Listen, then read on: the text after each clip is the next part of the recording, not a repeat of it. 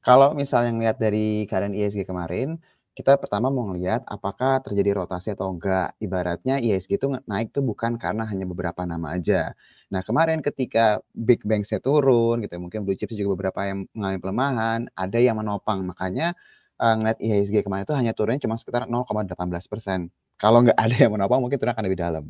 Terus yang kita juga mau lihat juga dari flow dari sisi asingnya. Nah, kemarin setelah 2 hari berturut-turut ada net inflow, tapi kemarin terjadinya tuh justru malah net sell nih. Dan kalau misalnya lihat emang lagi-lagi kena lagi di saham-saham perbankan ya. Jadi yang kalau misalnya tanya apakah IHSG sudah sepenuhnya stabil, kalau hanya ngelihat beberapa hari ini sebenarnya sudah mulai ada perbaikan, 1 hari ini aja yang kemarin aja yang mungkin kurang oke.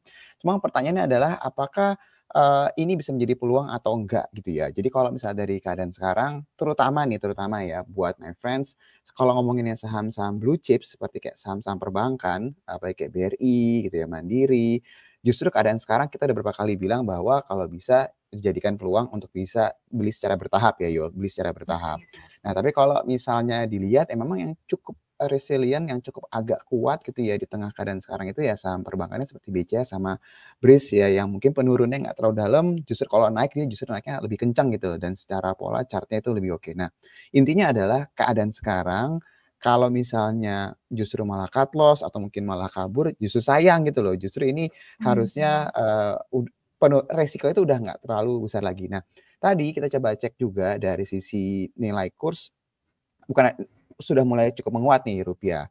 Terus dari sisi indeks dolarnya juga udah berangsur-angsur mulai melemah nih. Jadi memang mungkin katalis dari dalam negerinya tuh belum sepenuhnya kuat, tapi kalau dari globalnya tuh sudah mulai ada tanda-tanda gitu. Jadi harusnya keadaan sekarang itu bisa menjadi salah satu opportunity, bisa juga untuk buat my friends untuk beli secara bertahap, terutama untuk saham-saham big caps ya. Jadi balik lagi nggak perlu khawatir sih, cuma baru sehari kemarin itu negatif tuh nggak perlu khawatir.